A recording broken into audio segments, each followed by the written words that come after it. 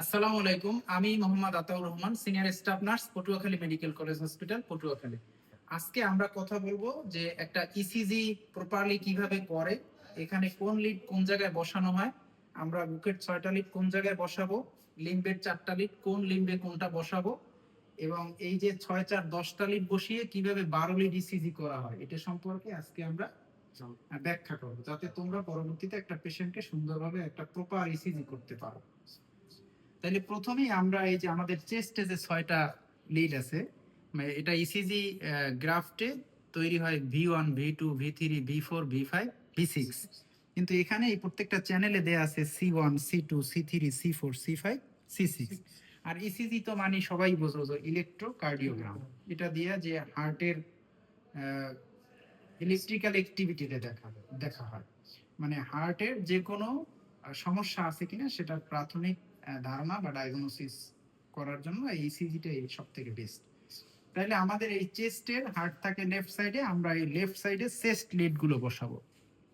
তাইলে আমাদের এই হচ্ছে মেনোব্রিয়াম, এই হচ্ছে জিফয়েড প্রসেস, আর এইটা হচ্ছে এক্সটার্নাল বডি। তাইলে প্রথম যে লিডটা C1, এটা কোথায় বসাবো? Fourth intercostal space, right external border. তাহলে ফোর্থ ইন্টারকোস্টাল স্পেস এই হচ্ছে first intercostal space, second intercostal space, third. এই ফোর্থ ইন্টারকোস্টাল স্পেসে আমরা বসাবো C1। তাইলে C1 fourth intercostal space, right external border.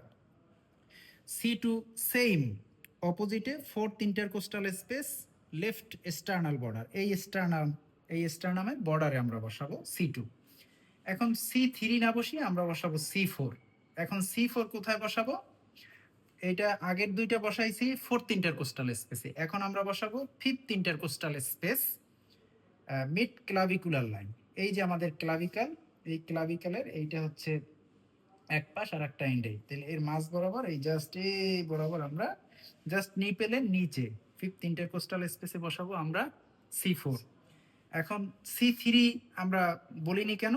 C3 হচ্ছে C2 এবং C4, between the C2 and C4। তাহলে এই দুইটার মাঝ বরাবর আমরা C3 বসিয়ে দিব। এরপরে আমরা এই C5 কোথায় বসাবো? অ্যান্টেরিয়র এক্সিলারি লাইন, এই এক্সিলারি অ্যান্টেরিয়রি লাইনে আমরা ফিফথ ইন্টারকোস্টাল স্পেসে বসাবো C5। এরপরে আমরা মিড এক্সিলারি লাইনে বসাবো, ফিফথ ইন্টারকোস্টাল স্পেসে বসাবো C6। এই আমাদের চেস্টের 6টা লিড আমরা এভাবে বসাবো। তাইলে এই 6টা লিড 6টা ইসিজিতে লিড তৈরি করবে ইসিজি পেপারে। এখন আসি আমরা লিম লিড কিভাবে বসাবো। এই যে আমাদের 4টা, অনেকে বলে যে মানে কালো, হলুদ আর সবুজ, মানে কালো হাঁস, এভাবে দরকার নাই। এখানে এই লিম লিডেও বসানো থাকি যে এই যেমন এইটা এন লেখা আছে, এন লেখা মানে নিউট্রাল, আর এইটা হইছে এল মানে লেফট লেগ বা ফুটে বসানো, এইটা হইছে এই লেফট আর্ম, আর এইটা রাইট আর্ম, এভাবে লেখা থাকে। অনেকে আবার এইরকম স্টিকার মাইরাও রাখে, আবার এই সূত্র অনুযায়ী, অনেক সময় সূত্র অনুযায়ী নাও হতে পারে, এই জন্য আমরা ম্যানুয়াল দেখে নিব। তাইলে এই মেশিনটা বা এইখানে একটা কিন্তু ম্যানুয়াল দেওয়া আছে, এইটা দিয়েও আমরা দেখে নিতে পারি। তাইলে এখন কথা হলো যে বললেন যে চেস্টের 6টা লিড তৈরি করে, এখন 12 লিড ইসিজি কিভাবে? এখানে 4টা, তাইলে 6 আর 4 হলো 10, কিন্তু এখন 12টা লিড হইলো কিভাবে? 12টা লিড এই যে ডান পায়ে, এটা হচ্ছে ডান পায়ে যে লিড, এইটা হচ্ছে নিউট্রাল মানে স্ট্যান্ডার্ডাইজেশন লিড, এটা কোনো লিড তৈরি করে না। তাইলে বাকি থাকে 3টা, এই 3টা লিড বসাইলাম 3টা, কিন্তু হইলো 6টা কিভাবে? চেস্টের 6টায় 6টা, তাইলে এখানে এই 3টা লিড মিলে 6টা লিড তৈরি করে। 3টা হচ্ছে লিম লিড আর 3টা হচ্ছে অগমেন্টেড লিড। এখন 3টা লিড তৈরি করে কি? Lead 1, lead 2, lead 3। আর 3টা লিড তৈরি করে কি? AVR, augmented voltage left, aV, aVR, aVL, augmented voltage left, আর পা থেকে যেটা হয় augmented voltage foot, aVR, aVL, এভিএফ।